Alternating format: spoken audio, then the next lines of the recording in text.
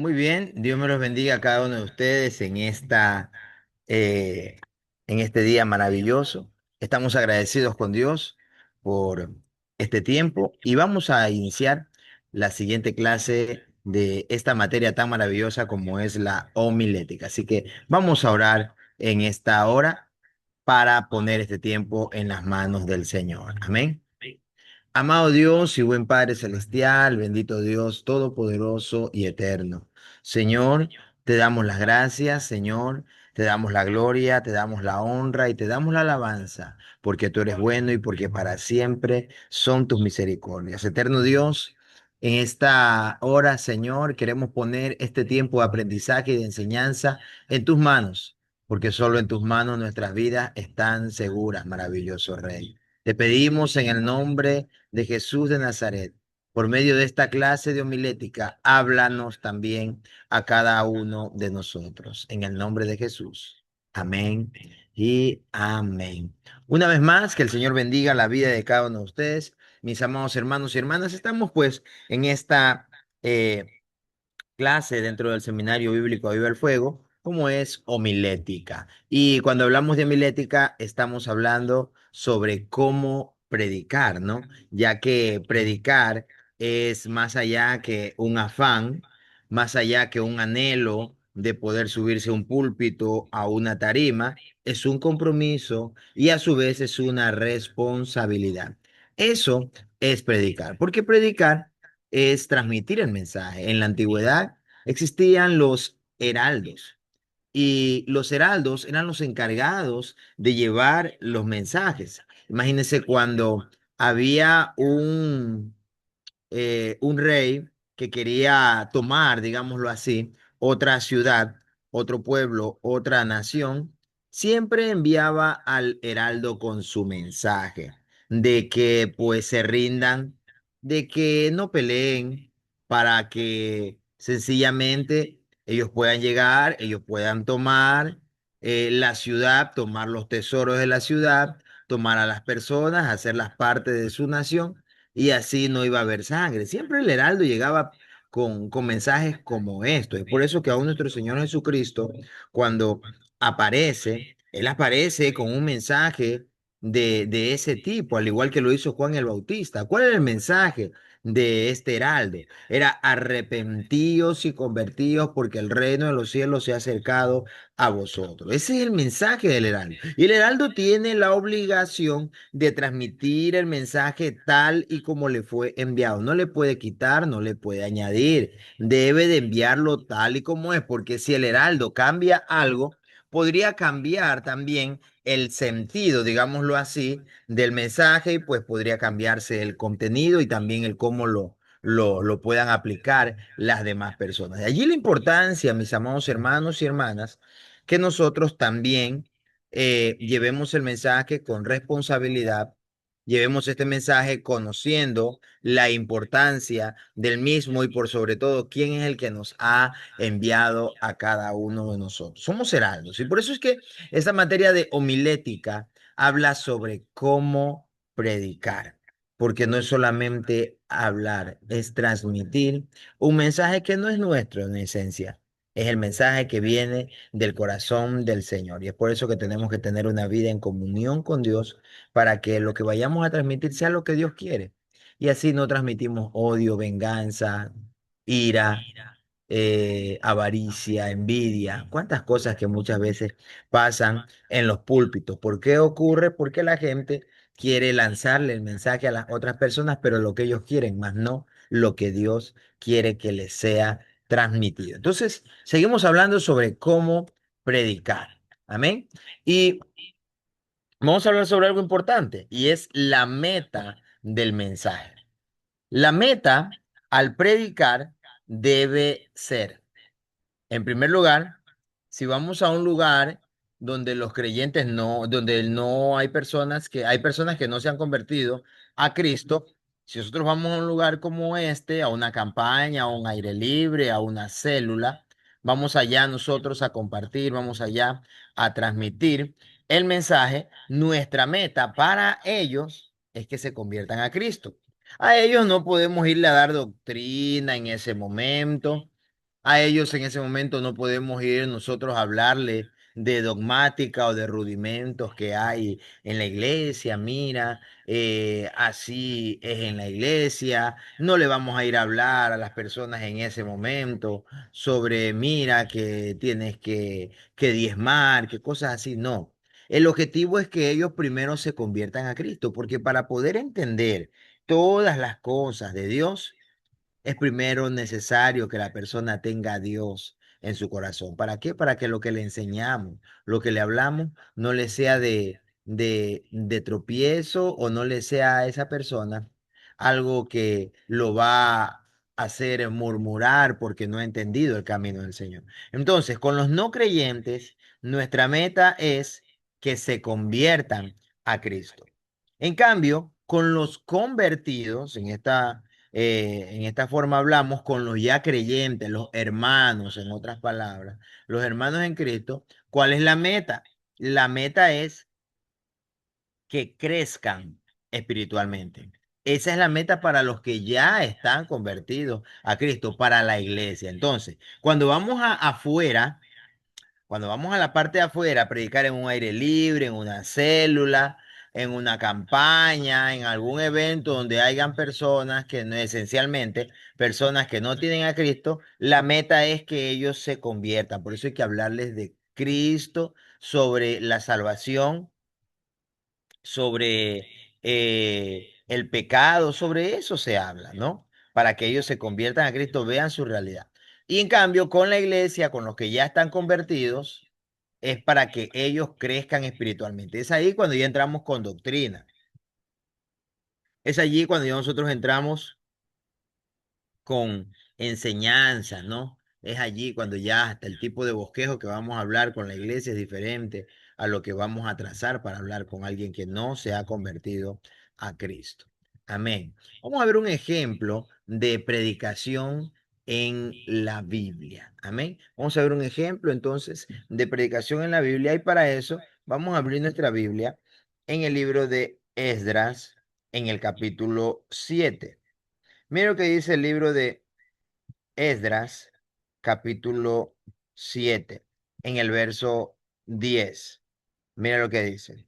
Porque Esdras había preparado su corazón para inquirir la ley de Jehová y para cumplirla, y para enseñar en Israel sus estatutos y decretos. Mire, cuando hablamos de Esdras, estamos hablando de un tiempo en el cual el pueblo de Israel salió, ¿no? De la cautividad. Es un tiempo en el cual ellos salieron del exilio y volvieron a su patria a reedificar el templo y todas estas cosas. Cuando están haciendo todo, están trabajando en la construcción, en la reconstrucción de aquello, se encontró la ley de Jehová.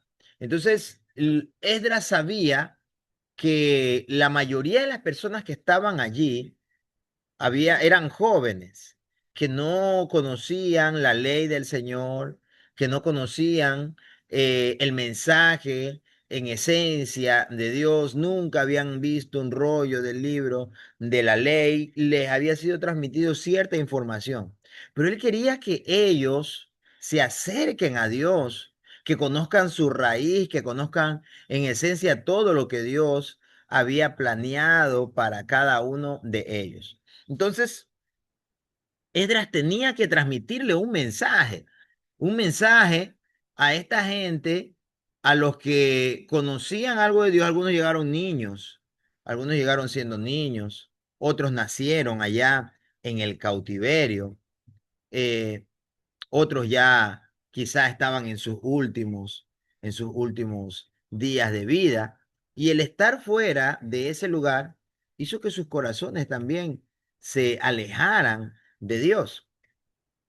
Entonces, Esdras quiere que ellos se vuelvan a Dios. ¿Qué es lo primero que hace Esdras? ¿Para qué? Para que ellos trabajen con amor, para que ellos trabajen en la obra del Señor con amor. Por eso es que la iglesia, nosotros no sencillamente tenemos que decirle lo que debe de hacer, en qué deben de apoyar, vamos a construir, vamos a trabajar, vamos a hacer esto, nada más y eso es todo. No. Nosotros a la iglesia tenemos que transmitirle también un mensaje de tal forma que puedan entender la importancia de que el reino de Dios crezca, ¿no?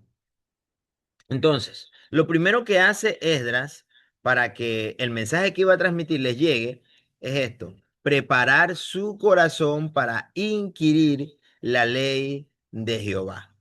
¿Qué significa inquirir? Significa indagar, significa averiguar o examinar cuidadosamente algo. Entonces, él antes de transmitir el mensaje, él prepara su corazón. Él prepara su corazón para inquirir la ley de Jehová, para que poderla transmitir y que ésta produzca algo en realidad productivo en la vida de las personas, y empieza a indagar. ¿Y, y para qué lo hace? Mira lo que dice. Esdras había preparado su corazón para inquirir la ley de Jehová y para cumplirla. Esdras sabía que no solamente debía de transmitir el mensaje, sino que también este mensaje tenía que llegar a su vida. Por eso es que no se trata solamente de hagan esto, o arrepiéntanse o cambien, sino que nosotros también seamos un ejemplo. Esdras en su corazón determinó en primer lugar: voy a escudriñar, voy a indagar, voy a averiguar, voy a estudiar la escritura. ¿Para qué? En primer lugar, para mí, para cumplirla, porque en este tiempo que hemos estado lejos de acá, de nuestra patria, hasta mi corazón ha cambiado, mis pensamientos. Digamos que muchas cosas cambiaron en la vida de Esdras. Entonces, él preparó primero su corazón para escudriñar la escritura, porque recuerde, el mensaje tiene que hablarnos primero a nosotros. Cuando usted transmite un mensaje que le ha hablado primero a usted, usted lo va a transmitir con libertad.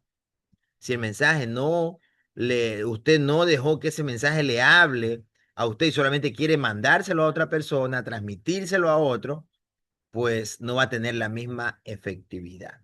Lo segundo, para cumplirla. Lo tercero, para enseñar los estatutos y decretos.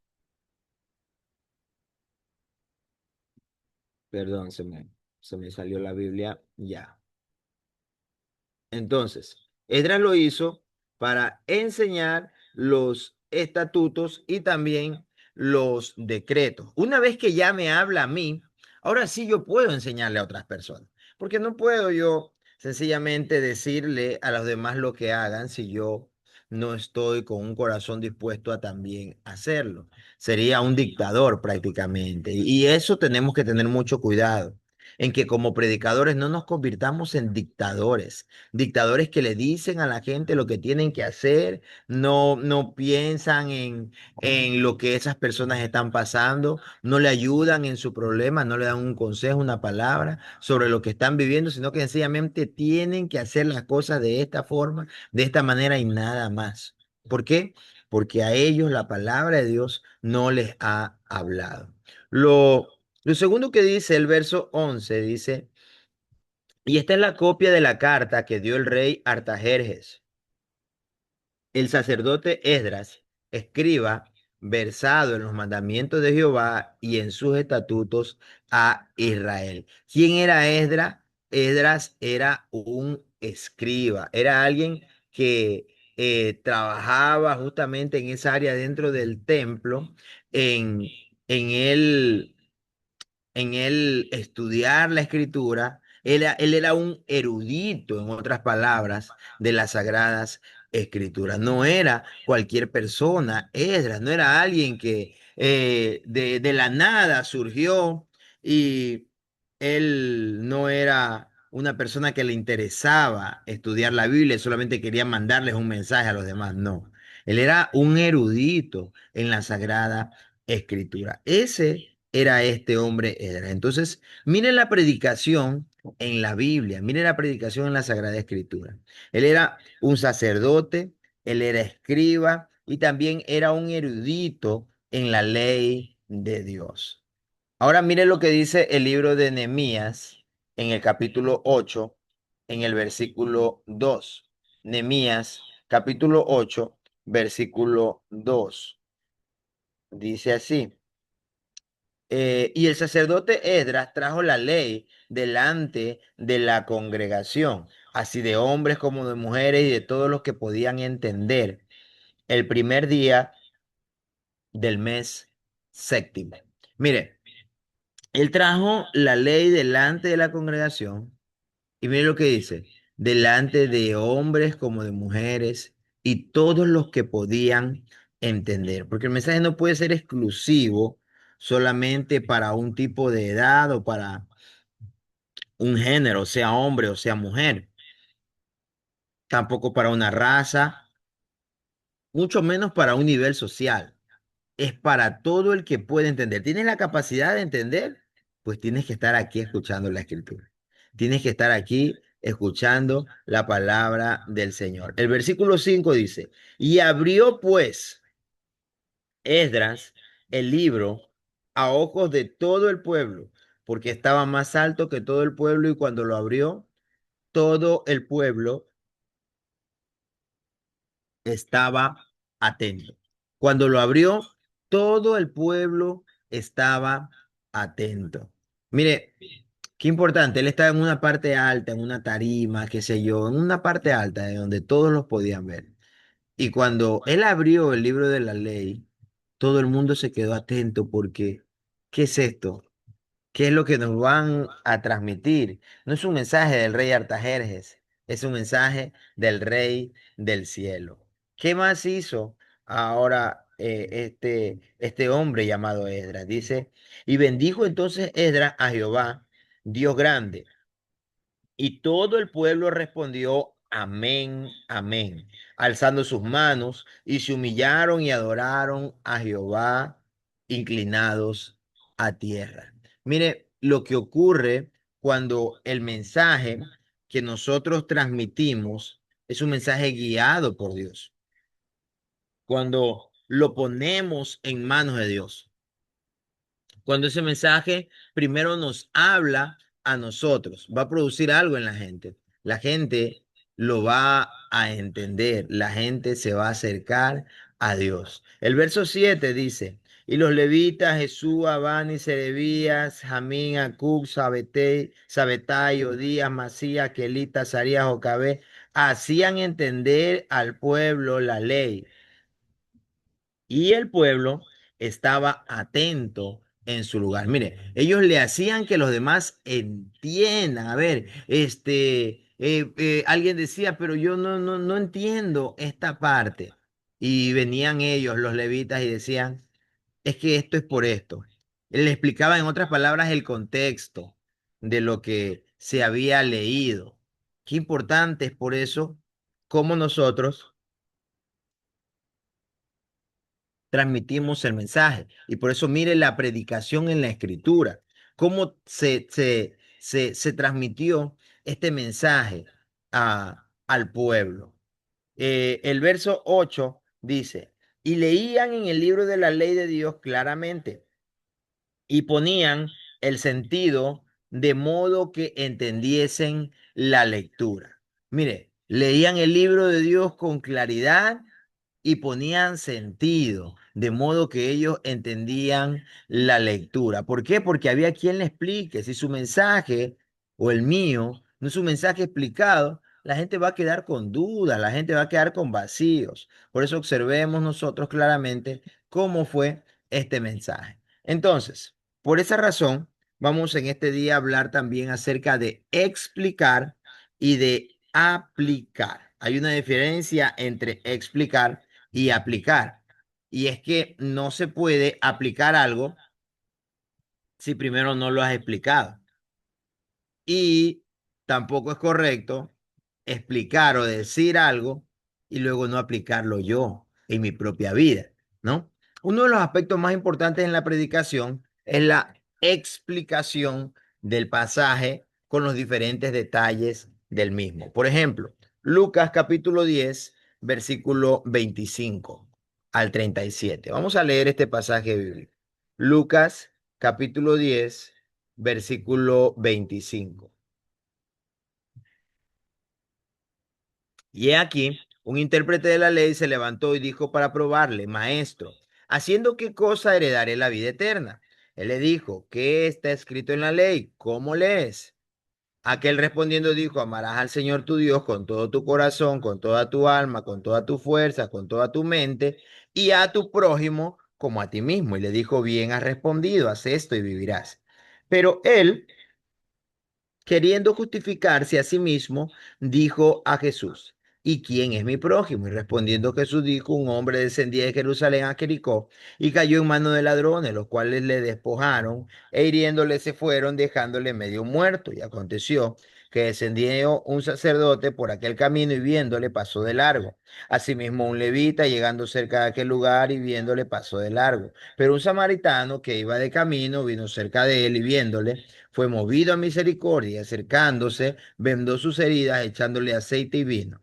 Y poniéndole en su cabalgadura, lo llevó al mesón y cuidó de él. Y otro día al partir, sacó 2 denarios y los dio al mesonero y le dijo, cuídamele y todo lo que se gaste de más, yo te lo pagaré cuando regrese. ¿Quién pues de estos tres te parece que fue el prójimo de que cayó en manos de ladrones? Y él dijo, el que usó de misericordia con él. Entonces Jesús le dijo, ve y haz tú lo mismo, ¿no?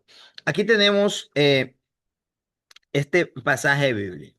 Ahora, ¿qué es lo primero que nosotros tenemos que hacer? Lo primero es buscar el significado de alguna palabra que sea difícil, ¿no? A ver, una palabra que a ustedes les parezca difícil, cualquiera de ellas que encuentren acá en este pasaje bíblico, alguna palabra que a ustedes les parezca quizá un poco difícil, ¿no? O interesante en este pasaje bíblico. ¿Alguien tiene alguna palabra que le pareció difícil? Ya, muy bien. Entonces, vamos a tomar en cuenta dos palabras que si no las conocemos desde su contexto, no sabremos la importancia de que está aquí en la escritura. La palabra levita y la palabra sacerdote, aunque no parezcan tan difíciles de entender, son importantes, porque los levitas eran los que servían en el templo, los encargados de la adoración y del servicio. Mire que los levitas, cuando Esdras está predicando, ellos están explicándole a los que no habían entendido, les están explicando el contexto. Lo segundo, los sacerdotes, que eran justamente los encargados de presentar los sacrificios a Dios, de hablar con Dios por el pueblo, de pedir a Dios perdón por los pecados del pueblo. Entonces, aquí hay dos palabras muy importantes, que si nosotros vamos a hablar de Lucas capítulo 10 versículo 25, al analizarlas mucho más, vamos a tener mucho de qué hablar, porque estas personas que tenían que ayudar a su prójimo, no lo hicieron. Lo segundo, lo siguiente, cualquier circunstancia de la época que ayude a entender el, el pasaje bíblico. Alguna circunstancia que nosotros encontramos acá. Una circunstancia que nos ayude a entender este, este pasaje bíblico. Puede ser, puede ser, mis amados hermanos y hermanas, que en este tiempo, en el lugar donde estaba transitando, dice que un hombre descendía de Jerusalén a Jericó y dice, y cayó en manos de ladrones, los cuales le despojaron e hiriéndole se fueron dejándole medio muerto. Puede ser que en este tiempo, al observar que en el camino entre Jerusalén y Jericó habían ladrones, ese sector era un sector peligroso, como por allá en Guayaquil, el Guasmo, por acá en el Triunfo, qué sé yo, los arbolitos, qué sé yo, ¿no? Algún lugar así un poco complicado, a tal punto que casi lo matan por robarle. Imagínense lo que se veía ya en este tiempo. Entonces, ese camino Si nosotros lo estudiamos de Jerusalén a Jericó, vamos a encontrar mucho más contenido. Entonces, observemos nomás, ¿no? Lo que ya vamos encontrando en este pasaje bíblico y no estamos ahorita sacando un, un, un pasaje bíblico, un bosquejo, perdón. Ahora, lo siguiente, cualquier costumbre relacionada. ¿Sabe? Era Era parte de la costumbre de la época oriental que cuando tú ayudabas a una persona pobre, a una persona enferma, a las viudas, a los huérfanos, a los extranjeros, aquello dentro de la ley del Señor, eso había inclusive promesa para las personas que hacían estas cosas. Por eso dice la Sagrada Escritura que este samaritano, que aunque no era judío, aunque no era del pueblo de Israel, sin embargo, sí conocía sobre aquello y decidió hacerlo, tanto que le dice al mesonero, cuídalo y todo lo que gastes de más, yo te dejo 2 denarios, 2 denarios te dejo. En otras palabras, te pago 2 días de trabajo para que tú me cuides a este hombre. Y si cuando yo regrese has gastado más en él, yo te lo voy a pagar. Entonces, nosotros tenemos que, en primer lugar, explicar, explicar y buscar el significado de las palabras difíciles. Encontramos, por ejemplo, 2 palabras allí, sacerdote y levita. Entonces, ¿cómo aplicamos esto? Ahora vamos a explicar, ya explicamos, ¿no? Ya explicamos quiénes eran ellos. Ahora vamos a aplicarlo.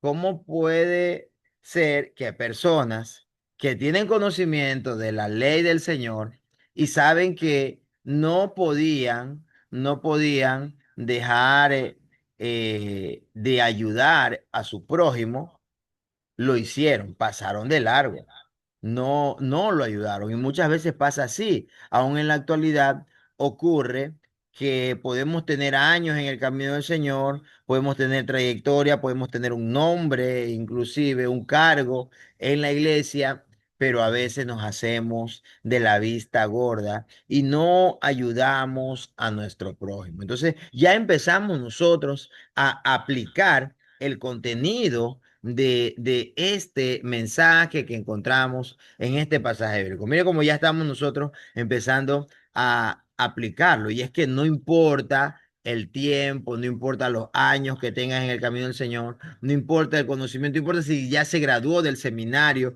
no importa.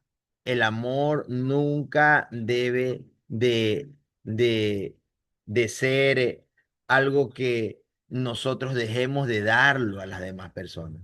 Tenemos que ayudar a las personas, porque así también estamos cumpliendo la voluntad del Señor. Entonces nosotros estamos empezando nosotros a aplicar este versículo bíblico luego de haberlo explicado. Y así nosotros vamos a ir leyendo pasajes bíblicos. Primero desciframos las palabras difíciles, a ver qué significaba esto.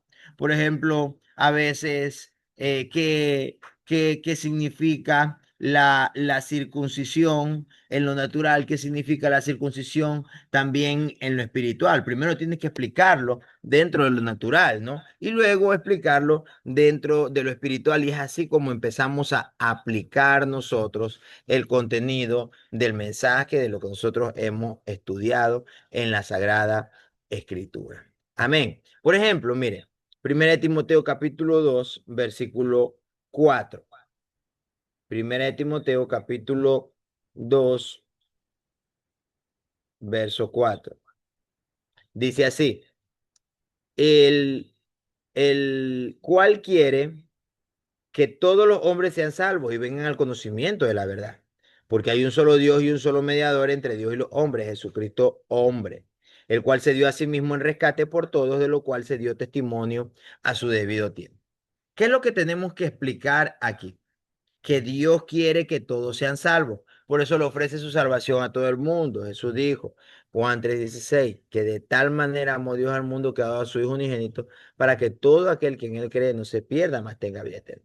¿Cómo lo aplicamos entonces? Lo aplicamos de esta forma, que así como Dios está también dispuesto a salvarlo a usted y a mí, por muy malo que hayamos sido. ¿No? ¿Por qué? Porque dice que Él quiere que todos los hombres sean salvos. Y la gente dice a veces, porque yo soy muy malo, porque soy muy pecador, porque he hecho muchas cosas, yo no creo que alcance salvación. ¿Cómo lo aplicamos? Dios puede salvarte, por malo que haya sido, por cosas que hayas hecho, Dios puede salvar. Seguir explicando otra cosa, que hay un solo mediador para establecer contacto entre Dios y el hombre. Y ese mediador es Jesucristo. Esto lo encontramos ahora en el versículo 5. Dice, hay un solo Dios y un solo mediador entre Dios y los hombres, Jesucristo, hombre. ¿Cómo aplicamos ahora este, este texto bíblico? Usted debe dejar toda otra tentativa de comunicarse por Dios por intermedio de otros mediadores. Por ejemplo, las personas que dentro de la religión creen y adoran a imágenes, a ídolos, le oran a San Jacinto, a San José, a Santa Marta, a San Martín y a cuantos le oran. ¿Por qué? Porque ellos dicen que ellos hablan con Dios por ellos. Usted ya puede acercarse directamente. Entonces, lo aplicamos nosotros. Es por medio de Jesucristo, el único mediador, porque es el único que dio en realidad su vida por la humanidad. ¿Por qué entonces yo tengo que clamar? Pudieron haber sido buenos hombres, ayudar a los enfermos, ayudar a los pobres y todo, sí, pero el único que dio su vida por toda la humanidad, el único justo que se dio por los pecadores fue Cristo. Por eso es el único mediador para que podamos establecer contacto directo con Dios. Entonces, la persona, cualquier tipo de tentativa que le haya enseñado por la costumbre, por la abuelita, por la familia, qué sé yo, está de más. El verso 6 dice, el cual se dio a sí mismo en rescate por todos, de lo cual se dio testimonio a su debido tiempo. ¿Qué hay que explicar acá? Que Cristo se dio a sí mismo en la cruz para rescatar a los hombres, es decir, para comprarles la libertad espiritual. Mire, Él mismo se dio en rescate, se ofreció a dar su vida, a morir en una cruz. ¿Para qué? ¿Para qué lo hizo?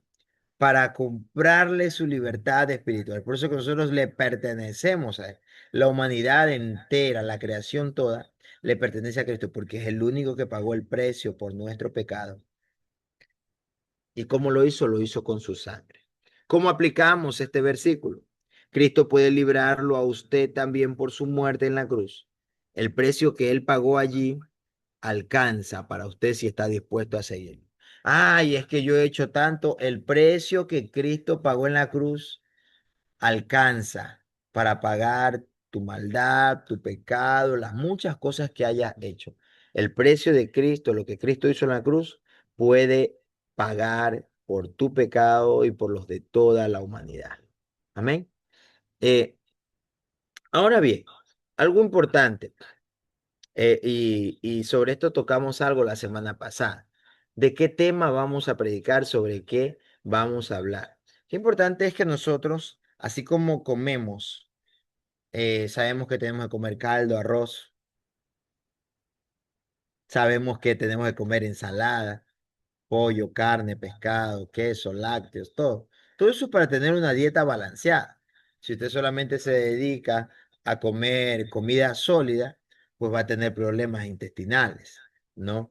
Va a tener problemas. Si se dedica solamente a comer grasa, va a tener problemas de salud. Se dedica solamente a comer azúcares, también. Entonces, asimismo, para nosotros darle de comer a las personas la palabra de Dios, debe de haber, en otras palabras, una dieta espiritual balanceada.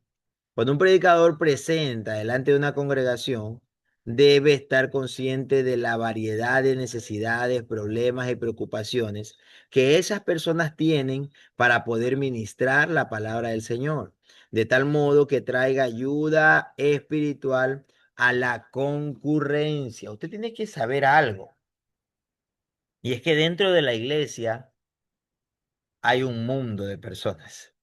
Alguien dijo que cada cabeza es un mundo. Sí.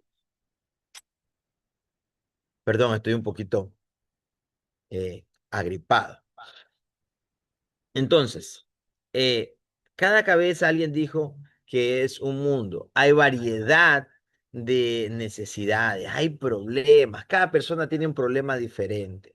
Cada persona. Por eso, cuando nosotros vamos a predicar la palabra del Señor, tenemos que analizar y pensar en cómo llegar hacia esas necesidades de las personas. Si vamos a un lugar donde no conocemos a nadie, tenemos que tratar de balancear el mensaje.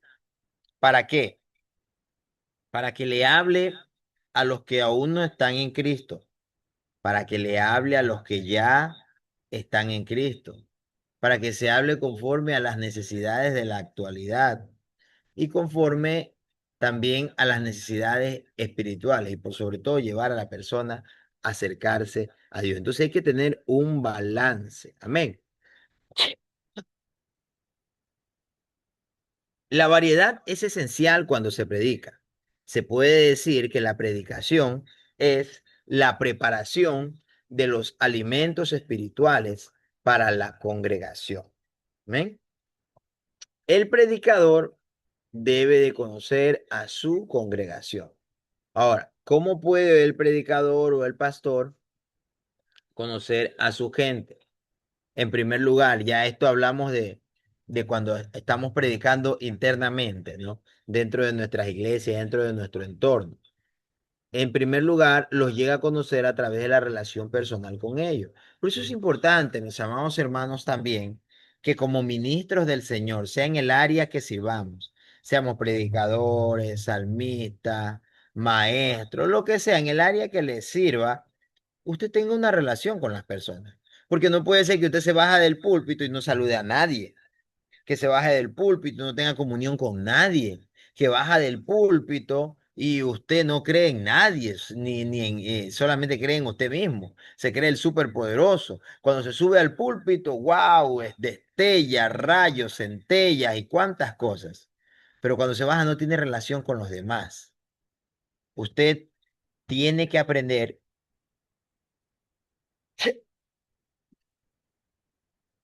Usted tiene que aprender a relacionarse con la iglesia. Tiene que relacionarse con la gente.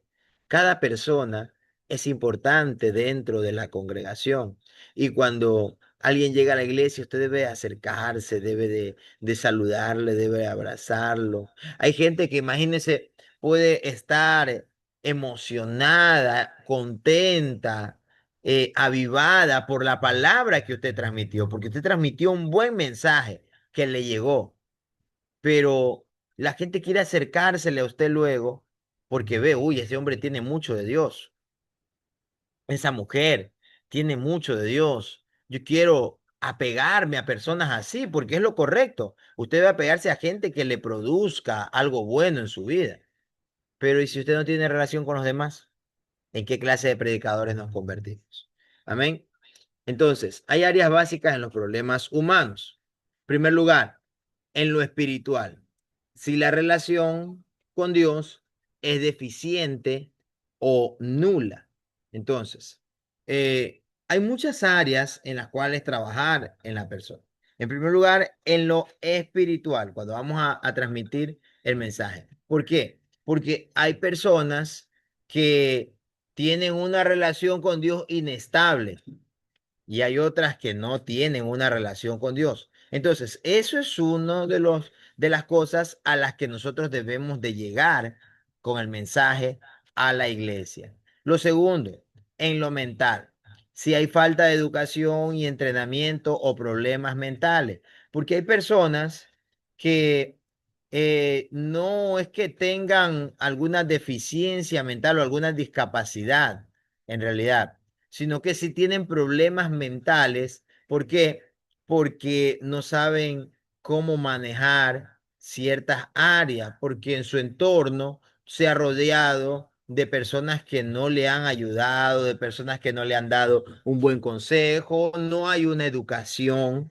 Y por ende, si no ha habido una buena educación, no ha habido educación, no ha habido entrenamiento con personas que te ayuden en tu formación, y ahora vienes al camino del Señor y tampoco se está educando, tampoco está esforzándose, porque usted se va a encontrar con personas que le dicen, yo todo, yo te puedo ayunar, yo te puedo orar, si me dice vamos a orar 2 horas, vamos, oremos, pero lo que no puedo es leer la Biblia. Eso ya es un problema mental en realidad. Es un problema que hay como un bloqueo mental en la persona hacia aquello. No es que no puede, no es que no puede, es que porque no le gustó estudiar a la mayoría, no estudió o no le gustó estudiar cuando estaba en su época de juventud, ahora lo mismo lo traen también al camino del Señor. Entonces, hay un problema también en su capacidad mental para poder receptar muchas cosas. En lo físico, si hay enfermedad, si hay limitación de energía, anormalidades o problemas de salud. Usted tiene que comprender a su congregación, porque a veces, por ejemplo, podemos decir, hablar de un mensaje, y vamos a hablar de Nehemías, de la construcción del templo y cómo todos ayudaban, con una mano tenían la espada y con la otra trabajaban, y cómo cargaban los ladrillos y cómo en 50 días pudieron reconstruir los muros. ¡Wow! Es un récord lo que ellos hicieron. Y decimos, y ustedes no quieren ayudar aquí a la construcción, a limpiar la iglesia, eso y este otro. También tenemos que ver si es que hay personas que están enfermas, que en realidad no pueden. Hay algunos que sí son vagos, ¿no? Pero hay otros que también tenemos que ver esa situación. Sí hay que ver esa situación en que pueden tener problemas físicos. En lo financiero, si no hay suficiente ingreso económico al hogar o si no se sabe administrar el dinero adecuadamente. Cuando usted va a predicar, va a transmitir un mensaje, tiene que inclinar, muchas veces ir hacia todas partes, ¿no? O tratar de todos los temas, como pastores, como predicadores. Sabemos que tenemos que hablar de lo físico, de lo espiritual, de lo mental, y también hay que hablar de lo financiero. Todos estos son temas a tratar con la congregación.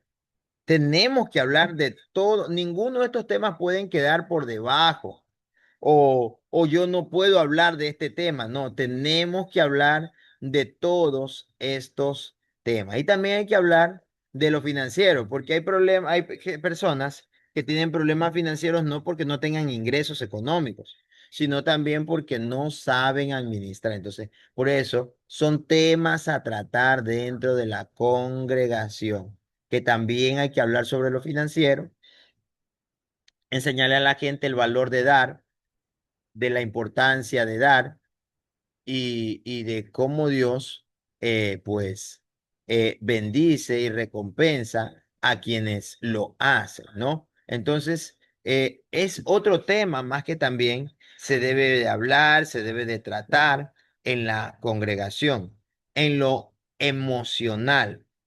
Es otro tema también que debe de tratarse con la congregación, porque si hay problemas con los sentimientos, dentro de la iglesia, generalmente, no solamente con los jóvenes que se enamoran muchas veces, que no saben cómo escoger, sino aún también con personas adultas, personas que tienen problemas de odio, de ira, de rencor. Por eso son temas a tratar dentro de la congregación.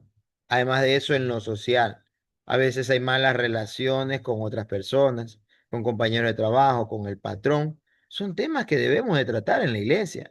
¿Cómo te relacionas con tus vecinos? Porque el hermanito tiene 20 años en el camino del Señor y nunca le ha predicado a su vecino. No puede ser así. Nunca lo ha invitado a la iglesia. No puede, no debe y no tiene que ser así. No, no es así como debe de manejarse. Por eso debe de conocer a su congregación para poder hablar sobre toda esta clase de temas. Otra cosa más es que el predicador debe conocer el tema a predicar.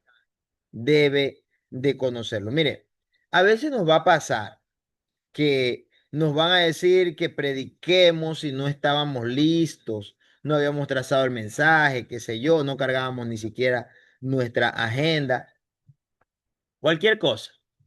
Y pues en ese momento el mensaje nos pusimos en manos de Dios como nunca antes y transmitimos el mensaje y el mensaje llegó a la gente y salió un mensaje bueno y fue inspirado por Dios. Qué bueno como queda, porque Dios conoce también la situación y Dios sabe hasta dónde, en qué líos nos mete, ¿no?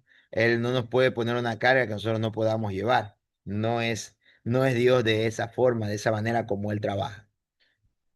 Pero también ocurre que a veces algunos se dejan llevar ya porque ya tienen experiencia, saben cómo manejar al público, saben que le gusta a la gente que les hablen.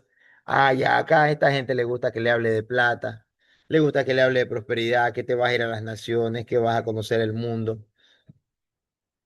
Y a veces el predicador se deja llevar por su experiencia y termina haciendo las cosas mal porque deja de lado el compromiso y la responsabilidad. Y Dios no respalda vagos. Dios te va a respaldar si hubo una situación en la cual no tuviste el tiempo, llegaste tarde del trabajo, te avisaron de último momento, qué sé yo, ¿no? A veces contratiempos que ocurren. Se te dañó, se te perdió el cuaderno, la agenda, cualquier cosa. Tenías ya todo listo, pero no lo imprimiste, qué sé yo, cualquier situación ocurre. Dios te va a respaldar, porque Dios conoce que tú te preparaste. Pero si usted no se prepara, y bueno, ya es un mensaje nomás, ¿y cómo tengo que hablar uno? Aunque sea con unos 15 minutos que yo predique, ya es bueno. Dios no te va a respaldar. Vas a sentirte vacío.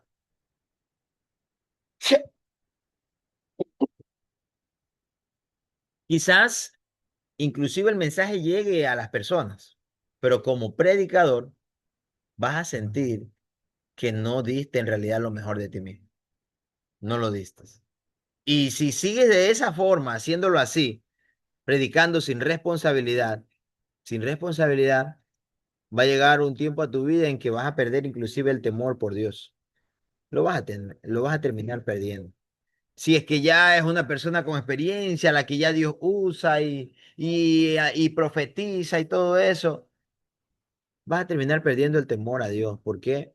Porque ya no estás haciendo las cosas con responsabilidad. Mire lo que dice acá. Hay predicadores que se levantan para predicar, pero no tiene sentido lo que dicen porque no conocen bien el tema sobre el cual está intentando predicar. Porque también ocurre eso.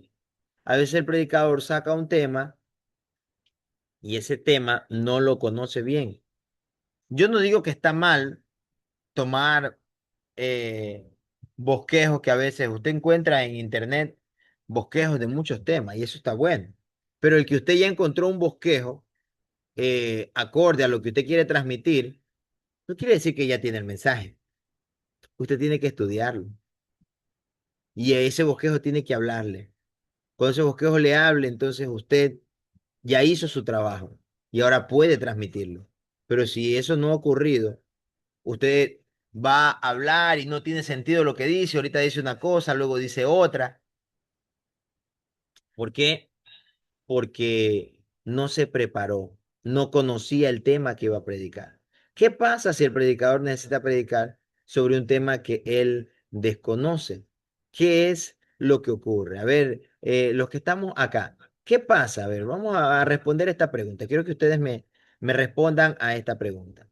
¿Qué pasa si el predicador necesita predicar sobre un tema que él desconoce? A ver, mi hermano John, ¿qué pasa si el predicador predica sobre un tema que él desconoce?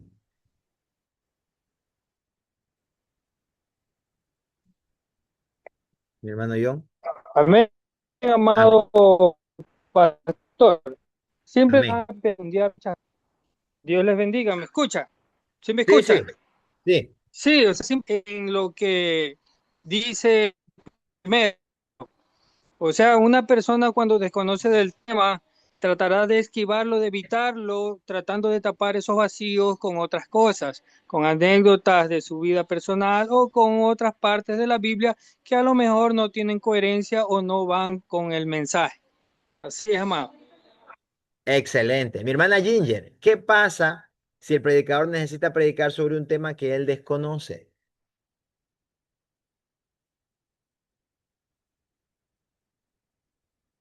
Mi hermana Ginger, Pastor, bendiciones. ¿Me puede repetir la pregunta? Que sí. hay mucha bulla ¿Qué aquí. pasa si el predicador necesita predicar sobre un tema que desconoce? No Si va a hablo de lo poder, que no conoce. sí, no va a poder explicar bien la enseñanza porque no está al tanto del tema ni se ha empapado de lo que puede decir. Entonces va a dar algo sobre su emoción y nadie va a entender porque no está preparado. Amén. Amén, amén. Va a inventarse cualquier otra cosa y en vez de tapar el hueco va a abrir otro peor, en otras palabras, ¿no? Como decía mi hermano John hace un momento. Otra cosa que ocurre cuando el predicador predica sobre algo que él no, que él desconoce es que no tiene autoridad para hablar sobre eso. No tiene autoridad. Va a hablar de algo que, que no conoce. Por ejemplo, a veces en ese sentido, sí tienen que tener mucho cuidado los solteros. Los solteros hablar de temas de matrimonio. No es que no pueden hablar sobre el matrimonio. No, no. No es eso. Pueden hablar, sí, porque son parte de una familia. Vienen de padres, de madres, vienen de un hogar. Sí pueden hablar más que todo, inclusive sobre lo que han visto, cómo han visto. Pero hay cosas de las que desconocen y es mejor que no las hablen porque un muchacho que no se casa, que nunca ha conocido a una mujer, en otras palabras, no puede hablar de temas sexuales, por ejemplo, de amor, de pasión, de comprensión, porque no tiene una pareja, no la tiene. Entonces es un poco más difícil poder hablar de aquello que desconocemos. Perdemos autoridad, perdemos en realidad autoridad. Por eso el predicador necesita conocer el tema que va a predicar. El predicador debe tomar el tiempo necesario para estudiar, orar, leer y meditar en ese tema. Y una vez que lo haga, dejar que Dios le revele pensamientos adecuados que podrá incluir en sermones nuevos. Porque así ocurre, como les decía, no está mal si usted tiene un libro, hay un libro que se llama 10.000 bosquejos para predicadores, yo lo tengo. Yo lo tengo. Y con mi esposa muchas veces lo utilizamos para tomar referencias, para predicar, o nos gusta el tema como está allí. Pero en primer lugar tengo que estudiarlo y cuando lo voy estudiando, Dios ya me va hablando a mí y entonces yo voy poniendo lo mío. Yo voy poniendo lo mío. Entonces, se hace allí una fusión, digámoslo así de lo que hay en ese libro y también de lo que Dios me está hablando. Entonces el mensaje va a poder ser transmitido. Pero si usted coge un bosquejo, a ver, dame un bosquejo que voy a predicar y empieza a predicar allí, recién está leyendo, va a hablar disparates, como dijo mi hermano John. Va a hablar disparates. Esto es con responsabilidad y compromiso. Amén. Predicar toda la Biblia y predicar siempre a Cristo. Esto es importante en un predicador. No importa el tema que escoja para el mensaje. El eje siempre debe de ser Cristo, nuestro Salvador, quien dio su vida en la cruz por nosotros. Él es el centro de nuestra predicación. Como predicadores, no podemos ser los predicadores que solamente le gusta hablar de Mateo, que solamente le gusta hablar del Antiguo Testamento, solamente le gusta hablar del Nuevo Testamento. No, Como predicadores tenemos que predicar toda la Biblia. Por eso lo vuelvo a repetir como lo hemos venido hablando durante todo el seminario.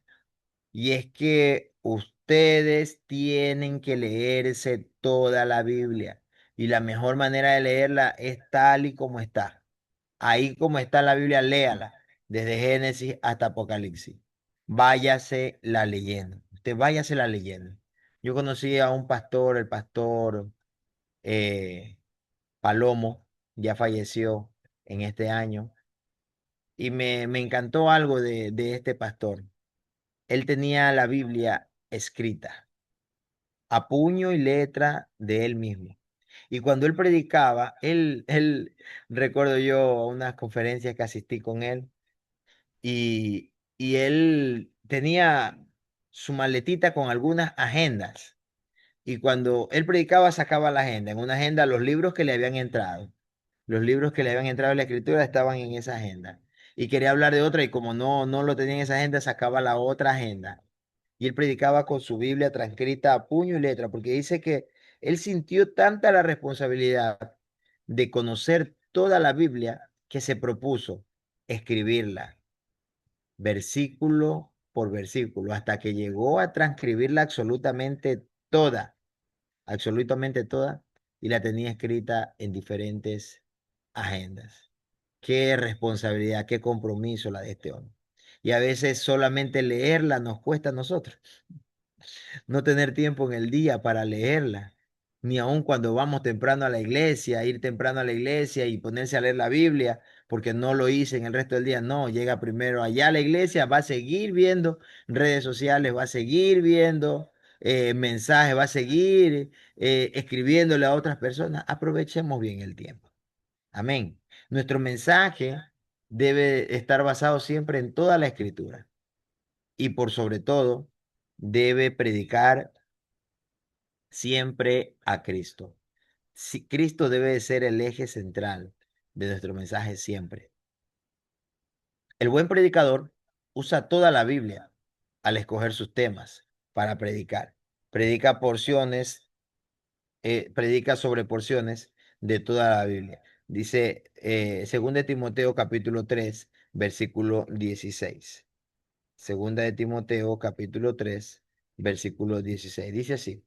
Toda la escritura es inspirada por Dios y útil para enseñar, para redarguir, para corregir, para instruir en justicia, a fin de que el hombre de Dios sea perfecto, enteramente preparado para toda buena obra.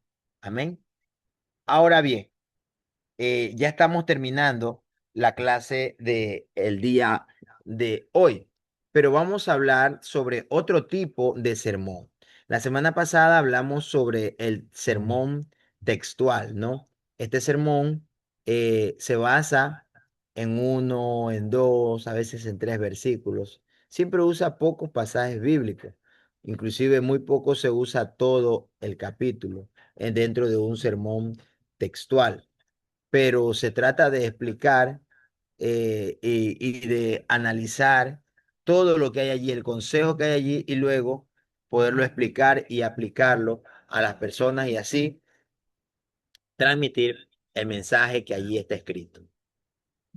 Pero vamos a hablar ahora sobre el sermón biográfico. ¿Qué es el sermón biográfico? Es el que tiene como base la vida de un personaje bíblico, sobre su vida completa o solo una parte de su vida. Entonces, cuando hablamos del sermón biográfico, vamos a hablar, en otras palabras, sobre una biografía. A veces usted ha escuchado mensajes sobre Pedro, sobre la vida de Pedro, sobre la vida de Pablo, sobre la vida de Judas, inclusive, que aunque hay pocos recursos, digámoslo así, los recursos que encontramos en la escritura nos explican su vida, desde su llamamiento hasta el momento en el que él mismo se quitó la vida. Entonces, el sermón biográfico tiene como base la vida de un personaje bíblico, hablar sobre su vida completa o solo una parte de su vida. Es agradable Oír un buen sermón biográfico es interesante y al mismo tiempo presenta verdades espirituales ejemplificadas en la vida de un creyente de un personaje en la Sagrada Escritura. Por ejemplo, vamos a hablar sobre Noé. Y el tema es Noé, un ejemplo de integridad en una sociedad sin Dios. Y vamos aquí a hablar sobre un sermón biográfico. Primero, el primer punto, recuerde que un bosquejo tiene eh, el tema, tiene el texto, tiene el objetivo, tiene la introducción y de allí viene el desarrollo. Cada punto puede tener una división o también puede tener subdivisiones, que son las divisiones de las divisiones, ¿no? Entonces, el primer punto, Noé fue llamado a cumplir una misión en un momento coyuntural de la historia. Aquí viene las divisiones, de las subdivisiones de este primer punto. Históricamente, hombres de Dios han impactado el mundo que los rodea. Noé, José, Moisés, Abraham, Josué, Gedeón. Y si nosotros nos ponemos a buscar qué es lo que los, los hace parecerse a todos, en este caso, es que había conciencia de la importancia de caminar con Dios. Entonces, observe aquí usted, ¿no? Eh, Aquí en este bosquejo biográfico, vamos a hablar sobre la vida de un hombre. Y al hablar de ellos, resaltamos algo importante de otros hombres en la escritura que tenían que ver también con Moisés. En medio de una sociedad que no tenía a Dios, él fue un ejemplo de integridad. ¿Por qué? Porque había conciencia de la importancia de caminar con Dios. Porque Noé entra en escena para cumplir el designio de Dios. Cuando Dios lo llama, él decide hacerlo. La sociedad pudo criticarlo, la sociedad le decía que estaba loco, la sociedad le decía que estaba perdiendo su tiempo, pero él se mantuvo en cumplir la tarea que Dios le había encomendado. Como el caso también de Jeremías y otros hombres de Dios, le tenía escogido antes de nacer. Entonces, aquí en este bosquejo bíblico, nosotros estamos viendo que Noé fue llamado a cumplir una misión en un momento específico de la historia. En un momento específico. ¿Cuándo? Cuando la sociedad de Dios no quería saber nada. Dice el libro de Génesis en el capítulo 6, si no me equivoco, que Dios vio los designios del corazón de los hombres, que eran solamente el mal, y le dolió a Dios en su corazón haber creado al hombre. Le dolió tanto eso a Dios y sí se arrepintió Dios de haber creado al hombre. Pero también dice al final del capítulo que Noé halló gracia ante los ojos de Dios. Segundo punto, Noé fue un ejemplo de integridad en una sociedad corrupta. La integridad de Noé le llevó a alcanzar gracia delante del Señor. Como Dios estaba viendo los designios, o sea, los pensamientos del corazón de cada persona, no halló corazones buenos, pero vio el corazón de Noé y cuando él ve a Noé, Noé halla gracia delante de él. Y las características de él es que él era justo y él por eso cumplió con los principios conforme a la voluntad del Señor. Él no se salió del plan divino, no hizo las cosas como él los quería, como a él le placía. No, él las hizo como Dios se la dijo. En medio de una generación corrupta, Noé era un hombre perfecto. Noé era un hombre que estuvo dispuesto a escuchar a Dios, aun cuando los demás no querían hacerlo. Qué importante es esto, ¿no? Qué importante. Este es un sermón biográfico porque estamos resaltando características de este hombre llamado Noé. Y de eso se va a tratar la tarea de ustedes. Ustedes van a analizar la vida. Puede ser de un hombre que fue bueno, como también de un hombre que fue malo. Si, por ejemplo, ustedes ven las características de los reyes en el libro de Primera y Segunda de Reyes, usted va a encontrar a reyes buenos y va a encontrar a reyes malos. Y allí podemos sacar un sermón biográfico. Podemos encontrar a reyes que empezaron bien y terminaron mal. Amén. Por ejemplo, un Ezequías que empezó bien, luego este hombre movió el corazón de Dios cuando Dios le dijo que ordene su casa porque va a morir. Y este hombre oró a Dios y Dios le añadió 15 años más de vida a, a Ezequías. Pero luego de eso, Ezequías hace lo malo. ¿Por qué? Porque llama al rey asirio, viene este rey acá y él le enseña todos los tesoros del templo. Eso fue lo que el inicio del fin, porque más tarde ellos iban a venir por todos los tesoros que habían en Israel, porque vieron todo lo que había. Y por eso es que hasta los del templo se llevaron. Los tesoros del templo, los tesoros del palacio. No podía él presentarle todo eso y el otro quedarse solamente admirado. Ellos querían eso. Y eso fue lo que desató luego la cautividad. Entonces, qué vemos más en este sermón biográfico? Dios revela sus planes a quienes son llamados. No era un hombre normal, con una familia normal y con obligaciones normales. Y es que Dios escoge a hombres comunes y corrientes. Es así Dios. Y seguimos hablando de la biografía de Noé, porque Noé no era un superhéroe, Noé no era eh, una persona diferente a los demás, tenía los mismos deseos, las mismas pasiones, tenía las mismas tentaciones que todos, pero Dios lo escogió a él porque vio en su corazón integridad, que no quiso corromperse como los demás que estaban a su alrededor. Dios escogió a Noé para desarrollar una misión específica en un momento específico.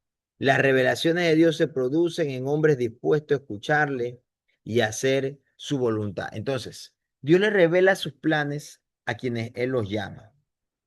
Cuando el hombre acepta el llamado de Dios, Dios se abre y Dios le dice todo lo que quiere hacer.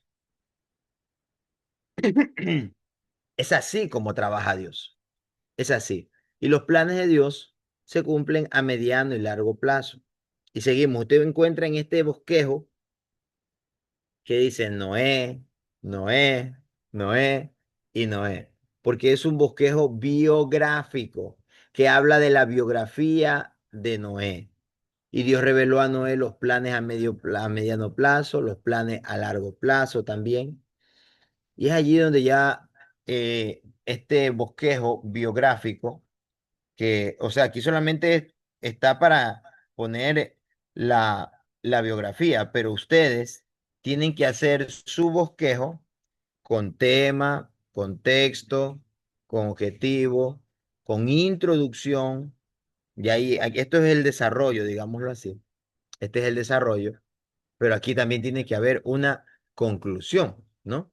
Aquí tiene que haber una, una conclusión. Entonces, ya en la conclusión es cuando ustedes empiezan a aplicar. Así como Dios llamó a Noé, Dios también te está llamando a ti. Un hombre, una mujer común y corriente. Estamos viviendo en una sociedad que está viciada del mal. Y es allí cuando Dios está buscando a hombres que quieran hacer lo bueno porque no se han corrompido, porque no se han desviado. Es a esas personas a quienes Dios busca, a quienes Dios llama. Dios cumple sus planes, a veces a mediano plazo, a corto plazo, también a veces a largo plazo. Pero nosotros como hombres y mujeres de Dios tenemos que aprender a descansar en las promesas de Dios. A Noé le costó 120 años esperar el diluvio, porque Dios le dijo que haga un arca, pero no le dijo cuándo iba a venir el diluvio. Dios no se lo dijo. Sin embargo, Noé durante 120 años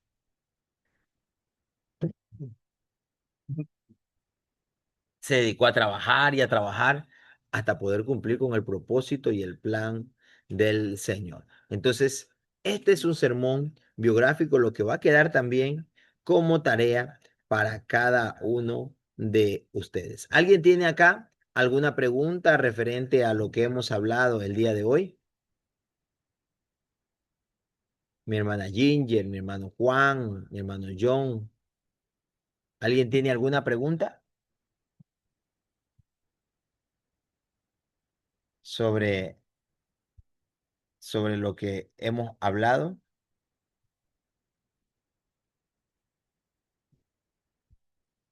Alabado sea Dios. Muy bien. Entonces, creemos que todo ha sido entendido, ha sido entendido. Si hay algo que no entienden, les recomiendo vuelvan a ver la clase y luego les envío la tarea.